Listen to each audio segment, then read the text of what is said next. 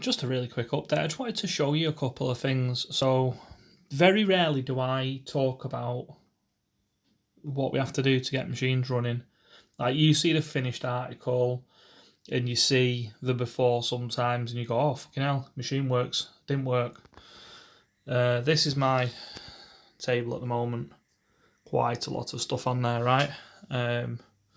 Various bits and pieces. That's a processor card. Let's show you closely, and I kind of just want to do a quick thank you to Magik. Now, Magik's got his own channel. He is featured on my channel. This card on the front doesn't look too bad, right? Doesn't look too bad. Okay, reasonable on the front, right? It's not a spaghetti junction on the back by any stretch of imagination, but you can see how much has had to be done to the back of this card just to get it working. And there's a few bits that still need doing on this, but that's not great. That whole processor socket's had to come out. The main processor socket's had to come out. That's U4 that had to come out. And look at the corrosion around there that's had to be cleared off. That's your S61 on the other side, and that's really badly corroded there. That's quite a bad card. That's worse than anything I would ever normally fix. But I'm furloughed at the moment. I've got a little bit of time on my hands, so let's just show you. And this is 10 months worth of work as well. This isn't like I couldn't do any of this. There you go. That's it booting. That's booting to an error. So that's just showing you it's booting to an error. I couldn't do any of this 10 months ago. In fact, I couldn't do anything 10 months ago.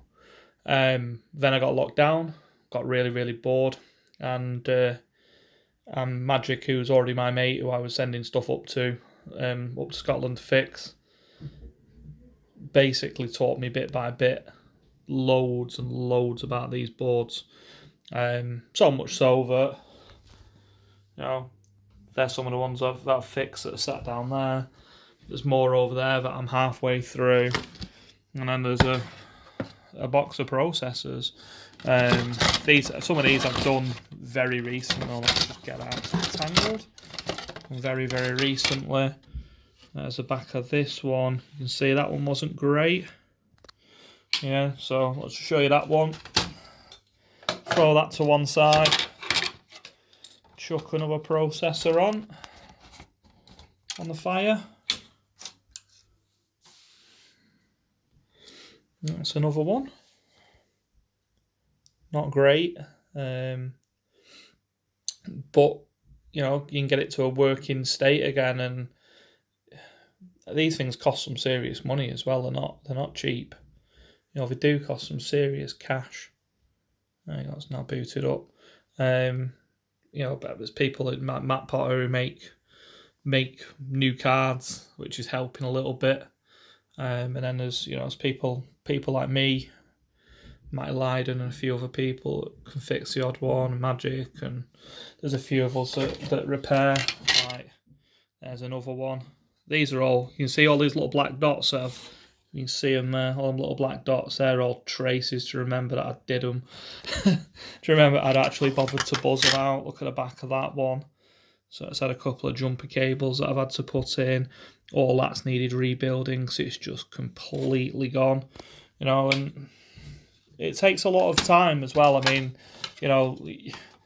if anyone ever fixes anything for you, and I'm not offering to fix stuff for people, by the way, I do fix a few bits for people, but bear in mind the time and effort that these guys go into to actually make something work. It doesn't just as if by magic it just starts working again. Like, serious man hours go into these things, like really serious man hours that I put in and other people put in. There's another one, but booting up to an error, look. So, board after board after board. There's another one. These are all ones that I did in the last week or two. I mean, I put a battery on. I've put fly leads on most of these, and then we've got this, which I'm going to do a video of for you at some point in the very near future, which is Spartacash. And I appreciate very much. There's nothing in this video for a lot of you guys that just want to watch me play fruits and want to watch me do a few little tricks on them and stuff like that. But to get to a world where we can do any of them things, a lot of work has to go into the machines. And you know what? I ask Magik some of the stupidest questions, like genuinely stupid questions, and he always messages me back, and he always helps me. And if you are interested in the finer workings of a fruit machine and actually want to be able to fix something, then please go and check his channel out, because without him, I genuinely wouldn't be able to do any of this stuff. And let's be honest, even stuff like that's just sat there in a corner of a room at the moment, that wouldn't be here. It wouldn't be working. So yeah, anyway, I'll stop rambling. Cheers for watching, guys.